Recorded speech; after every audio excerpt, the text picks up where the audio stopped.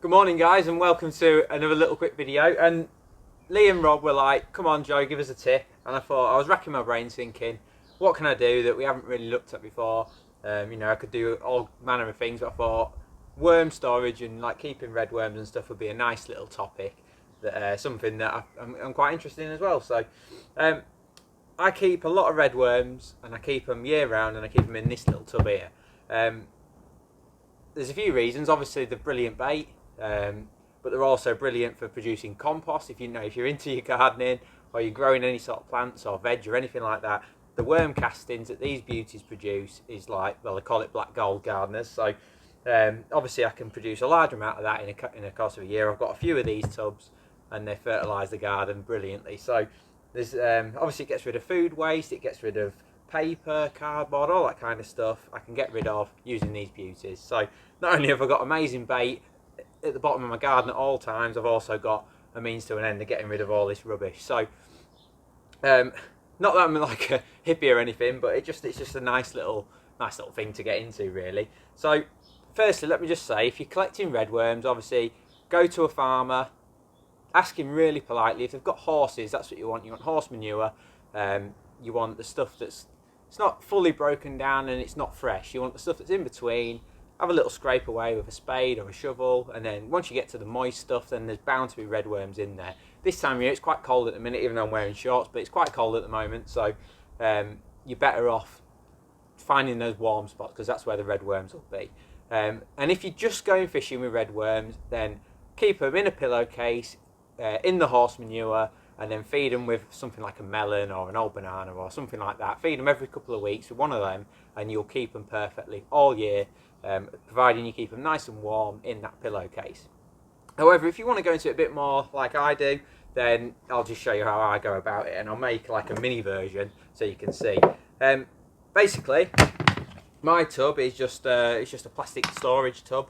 I've drilled holes around the top just to give it some good airflow, and then I've put like a cardboard insulation around the edges, cardboard on the bottom, and then I have like several layers of cardboard lid as well, just to keep the worms happy, keep them insulated. Last thing we want is the frost get into them, and then as soon as the frost do come, I'll either put them inside in the shed, or I'll like raise them off the ground or whatever. So this is how I go about it. Basically, I have the worms in here. I always put the horse manure or whatever in there, but once you get it going, the horse manure just vanishes. It turns into the worm castings anyway. So it's important to have the correct sort of balance as well. Worms' diet is carbon and nitrogen based, so the carbon comes from your paper materials, and then the nitrogen element comes from rotting food and leaves and stuff like that. So you've got to give them a bit of both as well.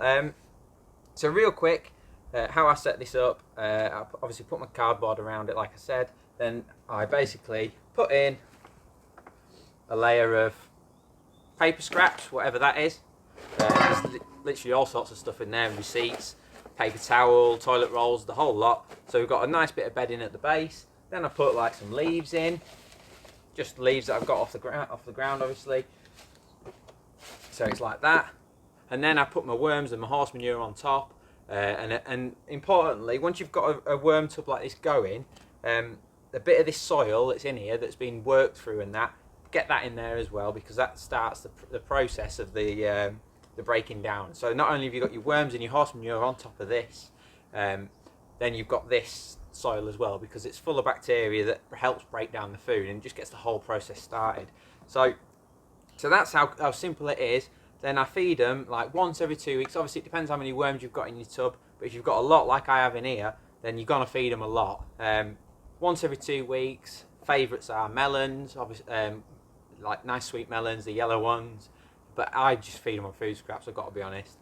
Bananas, tomatoes, veg, anything really that's relatively soft and small, that's important. To make it easier to access for my fishing, because like I say in here I've got a lot and they're in soil, so it's obviously a bit harder to get. What I do, if you can see that, it's like divided into thirds. So the two outer edges are just soil, and then the middle is where I feed them. So if I like lifted that now, there'd be a channel of food, and all the worms, while it's still warm like this, will be in that channel. So if I ever need any for fishing, I can just grab a pinch and take them fishing. The reason is for that, obviously I want to try and keep the worm castings, the soil, to the edge. So every time that they sort of produce that, I scrape it to the edge, and then I can either clean it off and use it in my garden, or store it for the next summer, or whatever. I'm always topping it up, so these ones are quite hungry, so I'm feeding them probably every 2 weeks at the moment, and they're producing loads and loads of soil. And then every time I feed them, I put the food in the middle, and then I'll put in like a decent amount of paper scraps, cardboard, nicely fine, a few leaves, get that in there as well, and it gives you that carbon element as well. So I hope that's it's a bit of a funny one. Oh, one tip I have got as well. Last winter I had loads of success using tiny redworms. I mean, ones that look like bloodworm.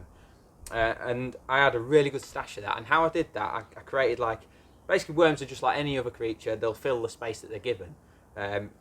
So obviously the bigger the box, the bigger the more worms you're going to get, the bigger the worms are going to get, obviously to a point. But last winter I was growing tiny little worms, and I had like a constant supply of baby redworms. And how I did it was creating a micro wormery basically. So I did exactly the same as what I've just shown you, but I do it in these tiny little tubs instead. And the worms just never get any bigger. They'll live in there happily, but they'll stay tiny. So there's that option as well. If you want tiny worms, create a micro sort of wormery. And if you want really good like compost and good fishing worms, then get yourself a nice big tub, or a couple of them, even better.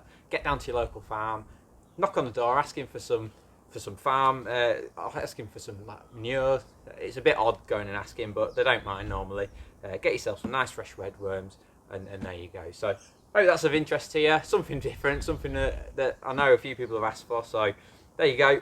That's how I set up my sort of redworms. They're living here year round, and they're absolutely happy. So cheers guys, we'll see you later.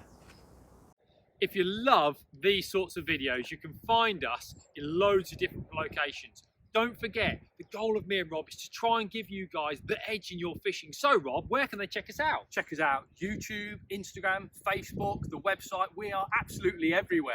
Check out the website though, anglingedge.co.uk. We are, as Lee says, trying to give you the edge in all of your fishing.